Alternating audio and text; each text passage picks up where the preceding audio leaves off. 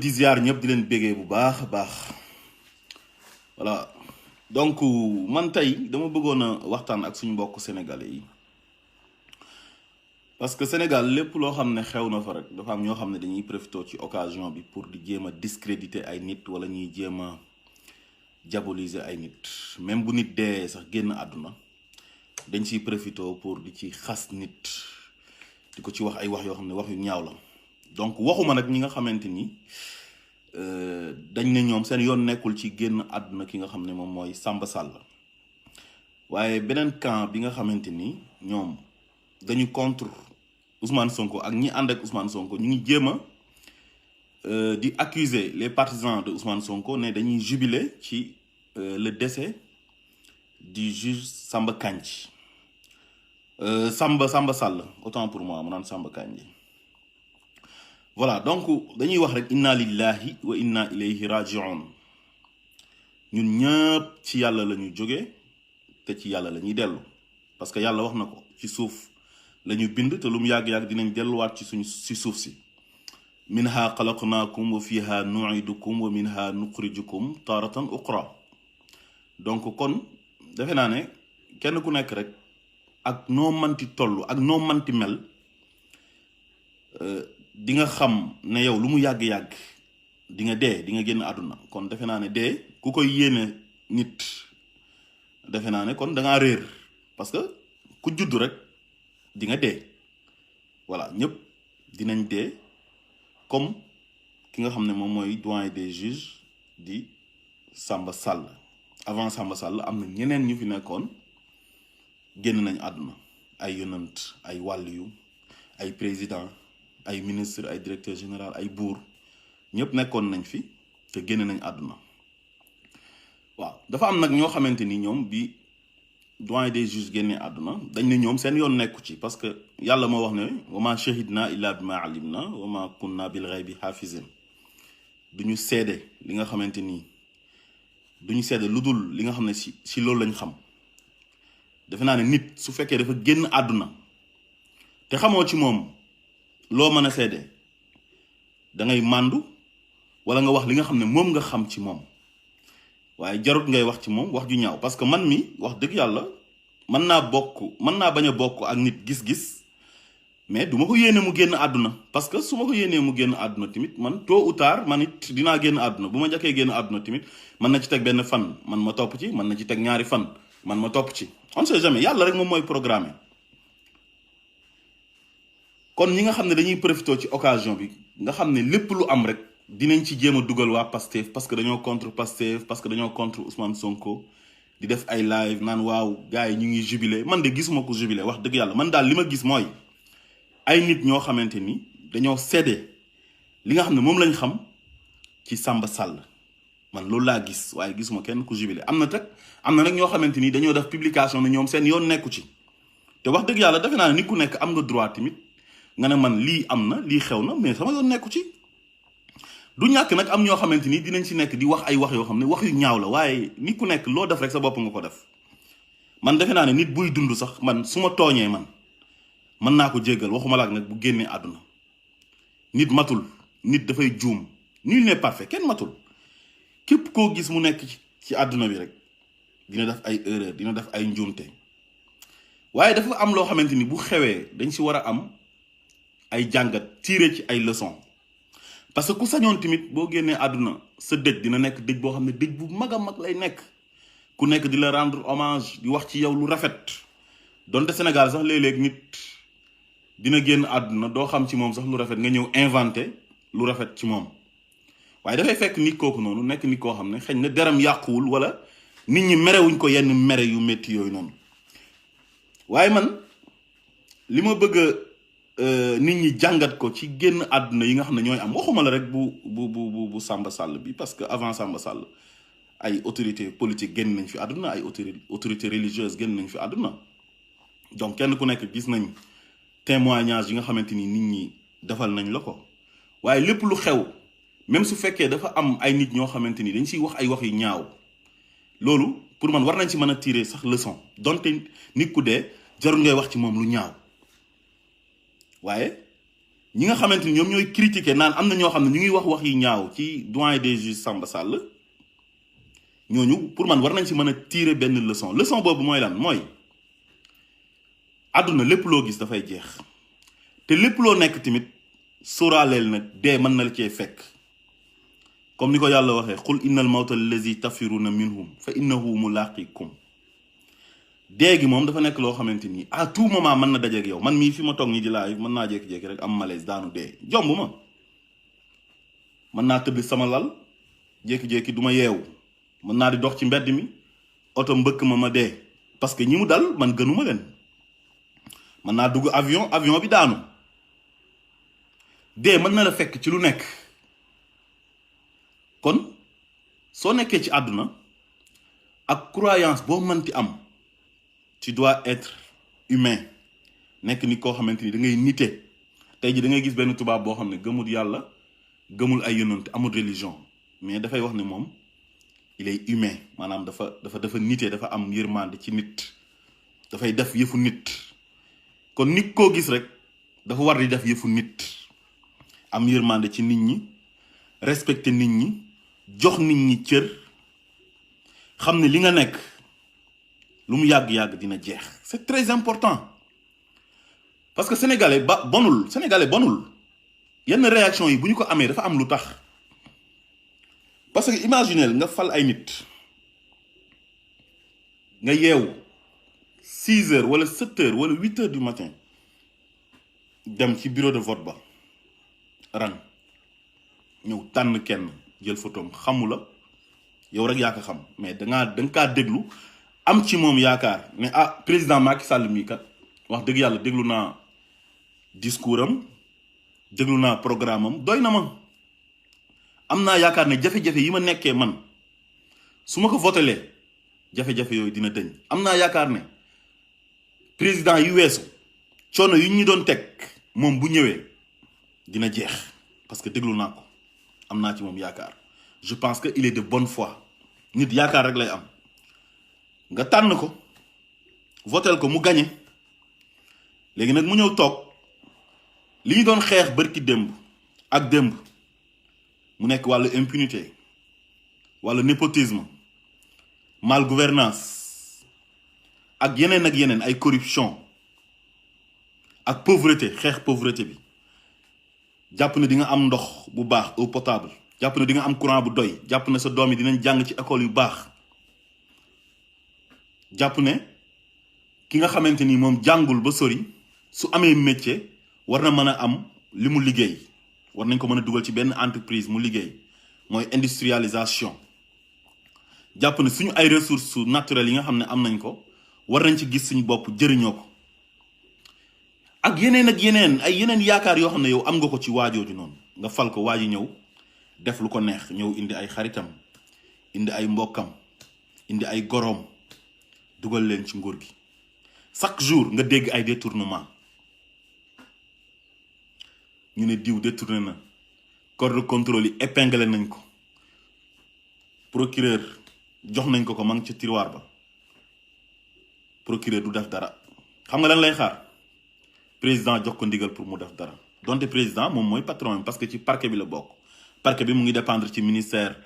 de la justice te ministre de la justice président moom moo ko nommé c'est le président qui nomme à tous les postes civils et militaires moom moo yor ay décret te procureur boobu donte président mooy patron am mais waroon na di def liggéey nekk l'avocat du peuple di def liggéeyam bu jaree président bi sanctionné ko dàq ko sax ñu xam ne kat kii doon def liggéeyam ba président dàq na ko nga xamante ni nit ñi dañ koy bëgg kooku tey bu demoon ba génn àdduna nit ñi danañ seede ci moom seede yoo xam ne seede yu rafet la parce que gis nañ mu def acte boo xam ne acte bu fort la boo xam ne peuple bi moo ko jaral moom ñu dàq ko mu ñàkk postam léegi kon impunité bi ma leen di wax mu ngi foofu léegi nag procureur boobu ak waa parquet bi yëpp doyen des juges ak juges yi fa nekk yëpp juge d'instruction yi ñoom ñoo nekk ci parquet bi ak procureur donc am na premier cabinet ba 10e cabinet léegi ñu ci bëri bu ñu leen falee tey gars yi dañuy am benn ñaaw njortu ci li nga xamante ni moom moo weesu ca Senghor ci Abdou Diouf ci Abdoulaye Wade ne ñooñ kat dañ leen fay teg pour président bi su amee ñoo xam ne daf leen a bëgg a liquider ci ñooñu lay jaar maanaam ku nanguwul ñu instrumentaliser la yow doo am place foofu noonu ci parquet bi soit dañ lay affecté dans les régions wala ñu yóbbu la ci yenn ministères yi nga xam ne yow doo mën a yóbbu nit kaso daal. donc kon jàngat boobu noonu moom la nit ñi war a am ci réaction yenn sénégalais yi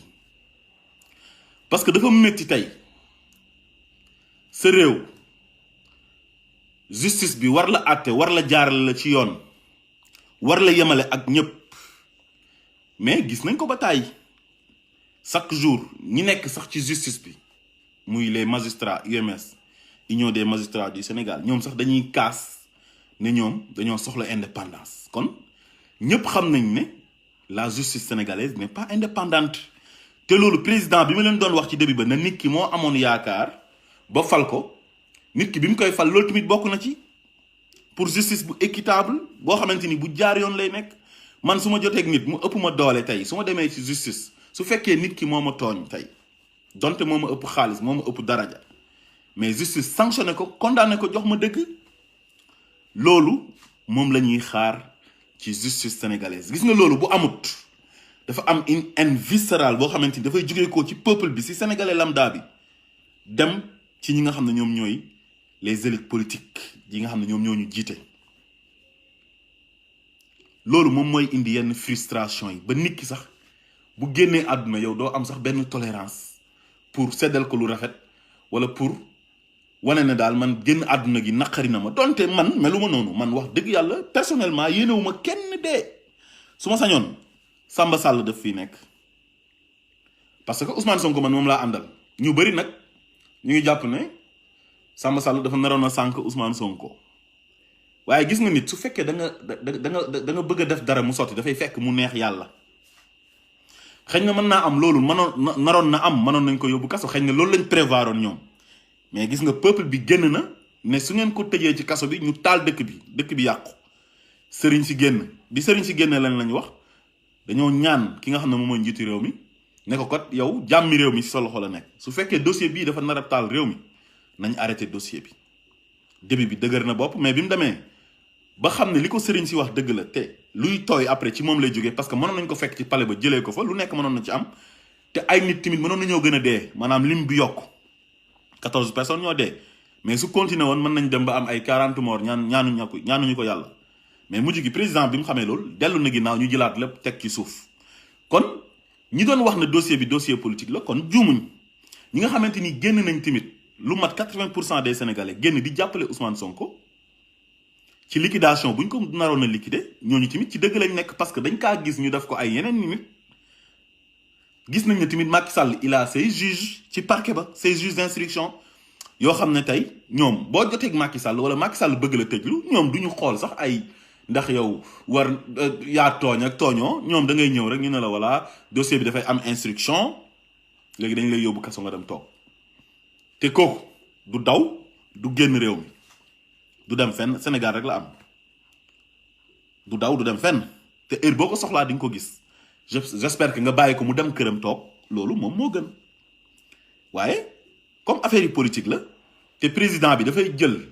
doole ji nga xam ne moom la ko askan wi jox di ko xeexee ak ñi nga xam ne dafa jàpp ne ay noonam lañ te duñ ay noonam parce que dañoo bokk bëgg-bëgg mooy ne 16 bi mu toog ñooñu dañoo bëgg a toog foofu te dañ see am droit comme moom ni mu ci amee droit parce que Ablaye Wade moo toogoon ci 16 boobu moom mu lorñee chaise u Ablaye Wade bi ne daf kaa bëgg mu créé partem dem à la conquête du pouvoir sénégalais yi tànn ko ne ko remplacer Ablaye Wade parce que sénégalais yi ñooy décider mu dem toog léegi nag moom bi mu toogee ñi nga xam ne ñoom ñooy opposant yam mu ne leen yéen sama ay noon ngeen man maa yore doole ji su ma neexee instrumentaliser la justice ku ma fi fontoo ma jaay la doole dem tëj la par force te doo ci man dara avec la complicité de ces juges mooy juges yi ko nangu les juges d'instruction magistrat du siège yi nag des fois mën nañ see bokk parce que ñoom dañoo war a am indépendance parce que ñoom dépendruñ ci parquet bi ñoom ay magistrat du siège lañ dañoo war a atte jaarale ko ci yoon kenn waru leen mën a instrumentaliser waaye ñoom it léeg-léeg dañ ciy bokk parce que gis nañ dossier Khalifa Sall bi Malick Lamotte moom moo tëj Khalifa Sall te warul tëj Khalifa Sall parce que Khalifa Sall deful dara. Samba Sall yàlla na ko yàlla yërëm te xare ko aljana li ma leen waxoon ci début bi wa maa shahidnaa illaa bimaa allimnaa man li ma xam ci nit moom laay seede moom moo jàpp Khalifa Sall moom tëj ko yàlla na ko yàlla yërëm yàlla na ko yàlla xare aljana yàlla na ko yàlla jéggal ay bàkkaaram nag. fii nii ku fi nekk rek def nga erreur man mii damay def ay erreur damay juum Samba Sall nit la dafay def ay erreur day juum keneen ak keneen day def erreur day juum ku dul juum amut waaye nag il faut pas que ñiy génn di dal ci ay nit ñi nga xamante ni dañoo am frustration dañoo mer parce que dañoo teg ay nit injustice yu métti jàpp ay nit tëj leen kaso te defuñ dara ba pare ñoom ñiy tëj ñooñu ñu ngi dem tëdd seen kër gu neex gu rafet gu yànj taal seen climatiseur nekk ak seen ay soxna nekk ak seen ay njaboot nekk ci jàmm nekk ci condition yi bien Hadj Abdallah mii moom àndul ak Macky Sall Macky Sall collé na ko motif bëgg na ko jaay doole ne ko man maay président de la république boole na ko ak procureur am wala boole na ko ak doyen des juges am wala boole na ko ak ñenn ci juge d'instruction yi ne ko daal booy bi il faut ngeen liquider ko wala waa ji nii c'est mon adversaire daf ma sonal fexe leen ngeen liquider ko léegi nag ñoom au lieu que ñu am ngor am éthique ak déontologie bi nga xam ne moom lañu leen tàggatee wan leen na leen carrément bala ngeen tëj nit na ko jar na nit ki def lu tax ñu war ko tëj ci kaso bi loolu dañ leen jàngal mais kenn jàngalu leen ne leen bu ngeen demee su fekkee Macky Sall dafa am ak nit problème ngeen jàpp ko tëj ko kaso mën naa am Macky Sall dafay jël xaalis ci caisse noire bi di leen ci neexal bon mën naa am wóoruma nag mais ni mu demee soo ko gisee da ngay xam ne ñii condition yu baax lañ nekk train de vie bu ñuy mëne du seen salaire moo leen koy may bien yu ñuy am ci ay suuf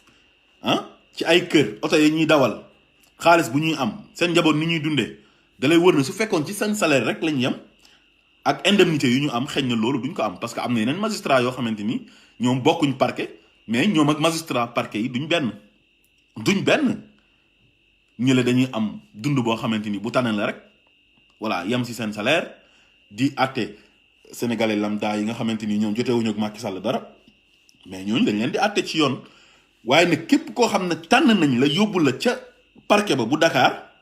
kooku nag moom dafay nekk koo xamante ni moom il est prêt pour di def ay sale boulot di neexal Macky Sall parce que Macky bi mu ñëwee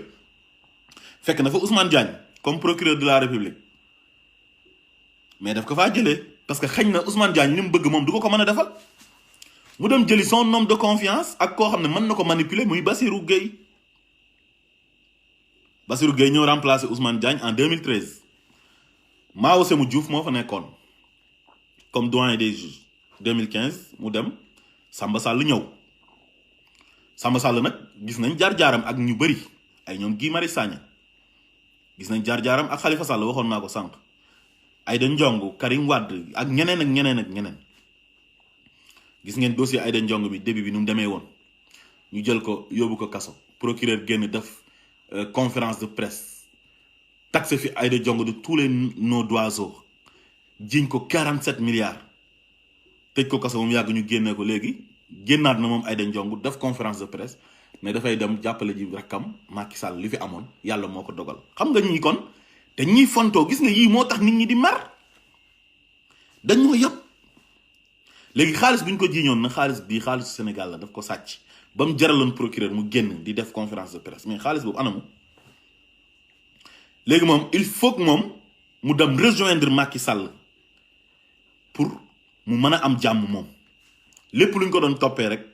kenn dootu ko ci topp te lu ñu ko doon topp ci produit phytosanitaire yu plan Jaxaay yi ak moto pompe yeeg yooyu noonu mais loolu xaalisu Sénégalais yi la c'est l'argent du contribuable léegi ci moment boobu noonu doyen des juges bi génn àdduna Samba Sall yàlla na ko yàlla yërëm te àtte ko ci yërmandeem encore une fois yéenewuma ko dara lu bon su ma sañoon def fii toog doyen des juges boobu noonu tey su fekkoon ne ci moment boobu Aïda Ndiongue nangu woon na dem transhumé ci Macky Sall ku noonu kenn du ko tëj kaso ku noonu procureur du génn sax di def ay conférence de presse. kon yabaate gi ñu yab ak sagar yi ñu jàppee respecté wuñ ñu jàppee ñu ay mouchoir Kleenex yoo xam dañuy ñandu sànni ci poubelle bi te ñun ñoo leen fal loolu mooy indi frustration bi ba tax peuple bi dañuy mer am benn haine ci ñi nga xam ne ñoom ñoo leen jiite mais nekkul ne peuple bi dañoo bon. Le Sénégalais n'est pas violent, le Sénégalais n'est pas méchant. Sénégalais dafa am yërmande lan moo tax ñu ñuy oowee pays de la Teranga hospitalité boobu noonu dafa nekk ci ñun nekkoon ci suñu ay maam ñu inculqué ñu ko mu nekk suñu jikko ñun jàmm rek lañ bëgg. nekk dëkk bu baax kër goo dugg añ naan ataaya waxtaan bu la neexee sax nga fanaan fa bëri na ñun ñëpp jaar nañ ci lool. Est-ce que loolu di nga ko gis Europe? Est-ce que loolu di nga ko gis Amérique? Parce que loolu du seen culture. kon peuple boobu mënuñoo wax ne dañoo bon waaye nag gis nga nit boo koy teg naqar di ko teg méttit bu yàggee nag wax dëgg yàlla mën ngaa génn àdduna sax mu yéene la ko parce que dafay foog ne yow boo génnee àdduna moom dina am jàmm moom loolu lay foog. imagine leen tey boo nekkoon ak benn dictateur dans un pays boo xam ne dictature moo fa am dictature bu métti wala nga nekk ci dëkk boo xamante ni buur bi moo fa nekk soxor mais buur bi bu génnee àdduna mu wóor peuple ba ne ñoom après mën nañoo am indépendance mën nañoo firi mais ñoom dañuy kontaan donte dee kenn du ko yéene kenn du yéene kenn dee. foog si côté boobu la ñu war a jàngatee te bàyyi côté bu négatif bi ay naan lu tax nit ñi di yéene nit ñi dee mais lu am lépp lu am dafa am loo xamante ni moom moo ko sabab lépp lu am dafa am lu ko sabab Sidi Lamine Niass yal na ko yàlla yërëm xare ko aljana mais bi mu génnee àdduna gis ngeen dëjëm bi nu mu mel gis ngeen seede mi ak ñeneen ñoo xamante ni tey bi ñu génnee àdduna gis nañ seen dëj gis nañ seede yu leen nit ñi seedeel parce que nit ñi loolu lañ xam ci ñoom. Parce que Sidi il était toujours du côté du peuple dafay ànd ak benn waay gunge ko ba waaj a falu pale mu wëññeeku delluwaat ci peuple bi Sidi Lamine loolu la doon wax nee na man ku bëgg réew mi dinaa ànd ak yow gunge la ba nga dugg pale ma génn nag wëññeekuwaat demaat ci peuple bi nag rangé wu seen côté. parce que peuple bi ñoom ñoo fal waa jooju noonu te peuple bi dafa am lu tax ñu fal waa jooju noonu dafa am lu ñuy xaar ci waa jooju noonu. mais xaaruñ waa ji pour mu ñëw ne dafay réduire l'opposition à sa plus simple expression waa ji dafa am ay attentes dafa am yu koy xaar dafa am ay priorité waxoon naa ko sànq priorité yi bokk na ci Sénégal njàng mi baaxul ay abri provisoire ba léegi mu ngi am da nga koy gis chaque jour ngeen gis ko ñu publier ko ci internet bi mais jawbe bi nga xamante ni bokkoon nañ ci manifestation yi ba dem di songu seen caserne bi camp wu gendarmerie mais jawbe boobu noonu seen lycée bi abri provisoire la ay sàkket la bu ñu jàngee ba pare mbaam yi ñoo fay nekk di taxawaalu fa la ñuy nelawee mbaam yi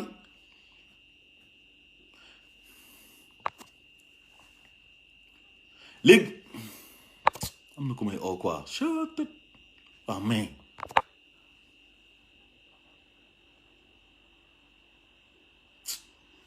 ngeen baal ma jawbe ak tur bi mu am ak luuma bi nga xamante ni mu ngi koy def foog naa chaque mercredi la si je ne me trompe pas mu nekk un marché hebdomadaire international nga xamante ni ñaari Guinée Bissau Guinée Conakry Mali Mauritanie ñëpp a fay daje la ñaata moo fay dugg ci xaalis mënuñoo am ñoom lycée digne de ce nom tabaxal leen lycée mais mel ni ay rab ñoo dëkk jawbe bañ leen di tabaxal ay sàkket pour ñu fay jàngee te chaque jour nga dégg ñu ne am na benn ministre bu détourné ay milliards wala benn directeur général te kenn du ko def dara kooku dañ koy protéger parce que Macky Sall la àndal. wax naa leen léegi Aïda Ndiongue dem na rejoindre Macky Sall parce que dafa bëgg a am jàmm dafa bëgg jot ci xaalis bi nga xam ne moom lañ confisqué woon ci moom te xaalis boobu xaalis sénégalais yi te Aïda Ndiongue amul fan lay jëlee 47 milliards. institutrice mooy jàngalekat école primaire mais kooku fan lay jëlee 1 milliard sax bay am 47 milliards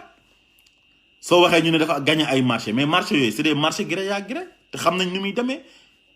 ay facturation yoo xamante ni c'est des fausses facturations ay surfacturation ñoom ñu ci bëri loolu moo leen di may xaalis ministre boo déggul sax ñu ne détourné na sax milliardaire la parce que marché bu mu am bu ko joxee nitam la koy jox même su fekkee dañu ne marché bi sax du gré à gré marché bu jaar yoon la dafa am appel d'offre rek yooyu ki mu koy jox copain am lay doon te daf koy wax na ko bala ma la kaa jox ñaata laa ciy am kooku séddoog moom affaire bi pour mën a gagner marché bi même bu fekkee tudduñ ko sax ci détournement il devient un milliardaire. ndox Sénégal mënuñ kaa am ndox capital bi nga xam ne moom mooy Dakar pour nit ñi am eau potable wala ñu mën a ubbi robinet bëccëg am ndox c'est tout un problème. courant am na ay dëkk àll yoo xamante ni amuñ ko bëri na te pourtant ñëpp waroon nañoo mën a am courant Sénégal dëkk bu ndaw la su fekkoon président bi jublu na ci priorité lu tax ñu fal ko maanaam ñëw di liggéey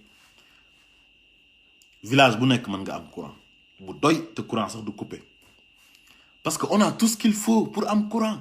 énergie solaire mu ngi fi mën nañ ci investir ñu ngi am jant ci at bi yëpp naaj bi day tàng jër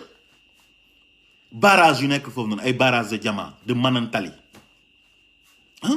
fu nekk mën nañ fa jëlee ndox mënoon nañ fa jëlee courant kon mais liggéey yuñ ana hôpitaux yi am nañ ay hôpitaux yu baax ñoom ñi ñu jiite ku ci feebar réew da ngay dem France dem faju ji wala nga dem États-Unis ñu ci ëpp sax France la ñuy dem am na ñoo xam ne Maroc la ñuy dem ak Tunisie te étudiants marocains yi ñu ngi leen di former à Dakar université bu Dakar foofu la ñuy jàngee médecine seen ay professeur sax dañuy feebar dem fa tombeek ci benn médecin boo xam ne c'est étudiant la woon mais loolu c'est une honte c'est honte am na ñoo xam ne nee nañ dañuy sax ruus am na ku mu daloon ci professeurs yi dafa dem Maroc di faju nekk médecin bi ko doon jël en charge kooku c'est son ancien étudiant mais xam nga loolu gàcce la te loolu ñoo ñu ko yóbbee mooy nguur gu bon gu mel ni Macky Sall parce que nañu waxante dëgg Macky Sall dafa am lu ko waroon bi mu ñëwee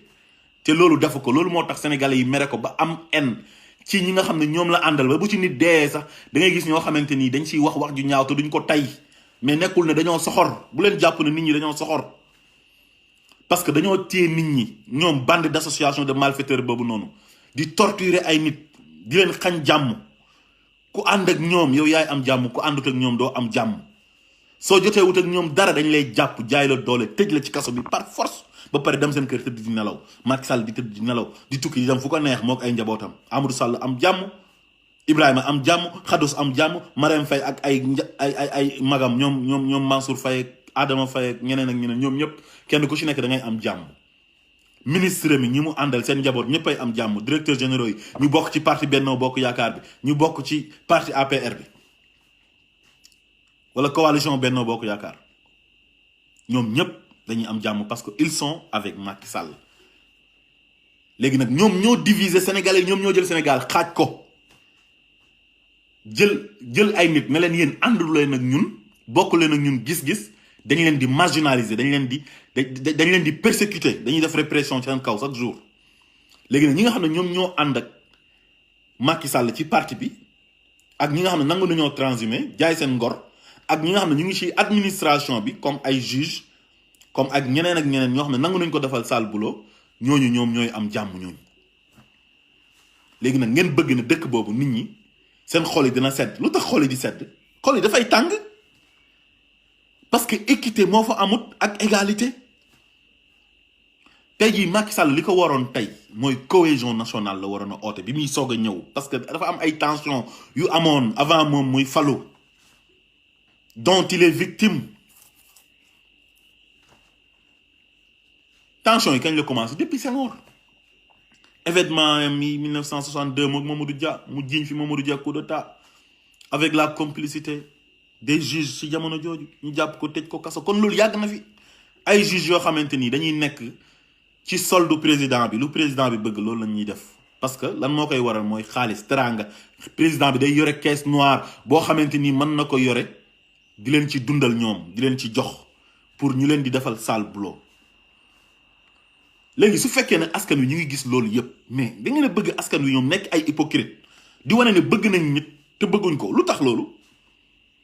mais kenn ku nekk am nga droit nit génn àdduna nga ne man kii xaw ma ci moom lu ma koy seedeel xaw ma ci moom lu rafet. mën naa am xëy na am na ñoo xam ne xamal nañ ko lu rafet mais man de personnellement wax dëgg yàlla encore une fois je le répète yàlla na ko yàlla yërëm xare ko aljana si sama xol bii nii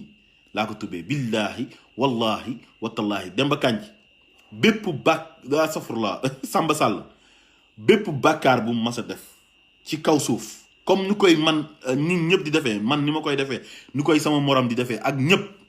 yàlla na ko yàlla xare aljana yàlla na ko yàlla atte ci yërmandeem ci barke yonent bi sallallahu alayhi wa sallam loolu laa koy yéene. waaye nag ñi nga xamante ni ñoom ñoo fi des nañ am jàngat nañ ñaan yàlla def loo xamante ni tey bu ëllëgee ñoom buñ génnee àdduna sénégalais yu bari duñ am taxawaay bu ñaaw bii nii ñu am tey ci juge Samba Sall. parce que des fois nit da ngay def loo xam ne yow doo ko sax tey parce que da ngay mer mais ñun ñi nga xamante ni ñoom ñoo ñuy toroxal di ñuy torturer coloniser ñu Macky Sall ak ñi mu àndal ñooñu ils ne font même pas 500 000 personnes laa la wax matuñ 500 000 personnes ñoo nekk à la tête du pouvoir au sommet de l'État jàpp sénégalais yi comme ay jaam arrogant fu ñu waxee saaga nañ sénégalais yi fu ñu waxee ñu ngi fëgg ay table force restera à la loi di jaay nit ñi doole wane na ñoom ñoo am doole kan moo am doole ku dul yàlla yàlla rek a am doole kenn amul doole ku dul yàlla yàlla rek moom moo am doole moom mooy boroom xuwa mooy boroom doole ci kon képp ku fi nekk juge foog ne da ngaa am doole ba ku la neex nga jàpp ko tëj ko ci kaso gi lu mu yàgg-yàgg yow yàlla dina la convoqué la moom tëj la ci kaso goo xamante ni kaso boobu mooy gën a xat kaso gi ñu doon tëj nit ñi te boobu c'est éternel ba pare moom dina la àtte moom ñu ngi ñaan nag bu lay àtte mu àtte la ci yërmandeem. waaye nit soo nekkee ci àdduna bépp jëf joo fi jëf su fekkee gëm nga bépp jëf boo fi jëf boo demee di nga ko layoo wa kullu insanin alzamnaahu taayirahu fi unuqihi wa nuxrija lahum yowma alqiyamati kitaaban yalqaahu mansuura képp koo xam ne da nga nekk ci àdduna bi di jëf moo xam lu rafet la moo xam lu ñaaw la gis nga boo génnee àdduna dañ la koy takkal mu nekk maxtuum nii ci benn téere comme yi murid di takk maxtuum yooyu dafay ubbeeku automatiquement yalqaahu mansuura iqra kitaabak ñu wax la nag na la jàngal sa téere bi nga jàng su fekkee lu baax nga daan def nga am yaakaar ne comme man lu baax laa doon def te hal jazaa'ul ihsaan ilal ihsaan xëy na dinaa texe su fekkee lu bon nga doon def nag yàlla moom mën na laa àtte ci yërmandeem parce que nit tey mën na dund di def lu bon ba mu yàgg benn jour mu def lu baax loo xam ne yàlla sax da ko ciy yërëm pour dugal ko aljana loolu c'est possible mën na nekk waaye daal jàngat daal war na am ci ñi nga xam ne ñoom ñoo ñu jiite ak ñi nekk ci administration bi Macky Sall jarul nit di jàpp ay nit di tëj ci kaso te defuñ dara Macky Sall jaru ko parce que boo génnee àdduna Macky Sall du la fa fekk sa ay jëf moo la fay fekk te jëf jooju jëf ju rafet la war a nekk boo nekkee ci administration bi nga nekk magistrat amal sa fulla am sa fayda Macky Sall lu mu yàgg-yàgg dafay dem bàyyi la fi yow fonctionnaire de l'état nga da ngay dem ba retraité su fekkee gudd nga fan bi muy ñëw fi la fekk te buy dem fi la lay bàyyi xaalis bi muy jël di la ko corrompre di jël ay caisse noire sénégalais yi di la si corrompre di la jox ay kër di la jox ay oto yu rafet di la jox ay compte bancaire kooku booy dund nga koy jëriñoo mais boo dee doo ko mën a jëriñoo te dee gi mën na ñëw à tout moment day ñëw te loolu mu la doon jox danga ko fi bàyyi te képp koo xam ne da ngay dundal sa njaboot war nga jox sa njaboot lu lew c'est très important nit da ngay am fulla nit kenn waru kaa jënd nit nekkul xar nekkul nag bañ koy jënd man ku ma nar a jënd mën na la duma sa bétail man duma xar duma nag boo bëggee jënd da ngay dem ca daral ba nga dem jënd ji xar wala nga dem jënd nag mais man je suis pas une personne boo xam ne dañuy ñëw di ma jënd nga am sa fulla lu la ci manti fekk baax na mais Guy Marius Sagna mii c'est une référence pour la jeunesse sénégalaise Guy Marius Sagna ci administration bi la nekk ministère de la santé la nekk comme assistant social mais xoolal lu muy dund jafe-jafe yu muy dund parce que il n'est pas avec Macky Sall àndul ak Macky Sall gis-gis mais ñi ànd ak Macky ña nga am jàmm ñoom toog ci seen bureau yu neex ya climatisé yore seen commande oto dañuy génn rek cuuc oto bi tàkk ubbeeku kon ñu dugg toog ca ginnaaw chauffeur ba di leen dawalal yore seen passeport diplomatique fu ñu bëgg a dem ci àdduna bi dem fa am seen compte bancaire yu fees del parce que Macky Sall lañu àndal am jàmm rek la ñuy dégg mais ñooñu nag malheureusement pour ñoom minorité lañ 17 millions sénégalais lañ jiite léegi statistiques yu mujj yi foog naa nous sommes 17 millions donc ñi ci des nga xam ne ñoom ci galère la ñuy nekk dañ leen appauvrir xiifal leen ñu mar amuñ ndox mu sell muñ naan amuñ lekk gu baax gu ñu lekk seen doom yi mënuñoo jàng bu baax mënuñoo feebar ba faju mënuñoo daw ci tali yu baax mënuñoo am courant bu doy bu ñu tëddee ventilateur bi ñuy am sax pour mu ëpp leen courant day coupé ñu nekk ci tàngaay bi pendant ce temps ñi la ñoom ñu ngi seen ay groupe électrogène ñoom lan lañ def ba war a mën a am privilège yooyu ak avantage yooyu noonu ñoom ñooy ñan parce que politique la ñuy def façon bu ñu koy defee dafa salte c'est sale loolu rek moo tax sénégalais yi mer ñi nga xam ne nag ñoom ñoo contre Ousmane Sonko Pastef di génn def ay live naan waaw man masuma gis ku génn àdduna ay nit di ci kontaan affaire yooyu fii kenn kontaanu fi Ousmane Sonko si boppam nekkuma ci xolam de mais je suis sûr et certain que ne gëm na yàlla gëm yàlla goo xamante ni yéenewul Samba Sall génn àdduna moom bu sañoon Samba Sall daf fiy nekk dossier bi leer nañ man mii tey lu nit ñi doon tiit ci Samba Sall man tiituma ko ci Samba Sall parce que Samba Sall nit la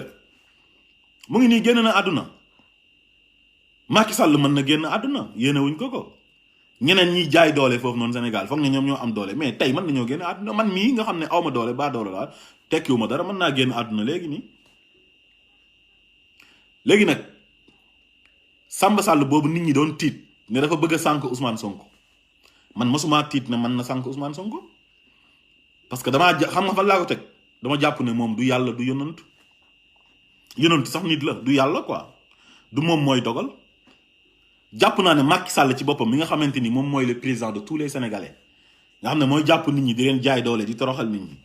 man je suis sûr et certain ku ma tegal kaamil ma rëkk ci ne mënul ci Ousmane Sonko tous dara mënu ko ci Ousmane Sonko dara mënu ko ci Ousmane Sonko dama ko gëm nit ki su la tëkkoo sax yow waroo tiit parce que du dara doomi aadama la comme yow mënul ci yow dara man kenn mënul ci man dara man tey su ma nit su nit defoon ay pexe sax ba mu sotti xam nga lan laay jàpp damay jàpp ne yàlla la moo tax tey ñun suñ sañoon Samba Sall dafay dund parce que gëm naa ne Samba Sall mënul ci Ousmane Sonko dara man loolu laa gëmoon conviction boobu laa am moo tax yéenewuma ko mu génn àdduna man mënuma yéene Samba Sall mu génn àdduna xëy na ñeneen ñi nga xamante ni xaw nañ ci kontaan wala di wax ne sama yoon nekku ci di saaga ak yooyu mais frustration moo leen jàpp mer parce que des fois nit daf lay teg yenn métit yoo xamante ni yow day génn àdduna da ngay continuer sax di ko mere na ma yàlla baal waaye nag nit ñi bokkuñu yem nañ comprendre nit ñi bokkuñu yem man li ma mën a muñ ak li ma mën a toloore xëy na am na keneen koo xam ne amul tolérance boobu noonu tey jii ñi nga xam ne ñoom ñooy dal ci kaw gars yi naan dañoo kontaan ci demu Samba Sall mais ñooñu c'est des hypocrites nañ bàyyi suñu hypocrisie bu ñu nekkee ñoom si seen bopp am na ci ñoo xam ne bu ñu sañoon tey Ousmane Sonko ma ngi ca kaso ba billaahi wallahi watalaay lu may wax lu fu leer laa ko teg gis nga ñuy génn di dal ci kaw gars yi nga xam ne nee nañ dañoo kontaan ci demu Samba Sall ñoom loolu lañu wax di profité ci occasion bi pour jéem a discréditer waa Pastef yeeg yooyu nekk comme kii moo yoroon dossier Ousmane Sonko donc génn àdduna lu ñu bëgg a wax mooy waa Pastef yi ñoom ñoo ci kontaan di jubilé te loolu du dëgg ñooñu ñooy hypocrite yu mag yi ñoom parce que ñoom bu ñu sañoon tey Samba Sall day jël Ousmane Sonko yóbbu ko kaso mais peuple bi moo génn na non moo tax après bi peuple bi génnee ñoom ñu génn nag bëgg a jël Ousmane Sonko wékk ko affaire bi naan ay Ousmane Sonko moom moo oo xale yi appel à l'insurrection la def te fekk c'est faux du dëgg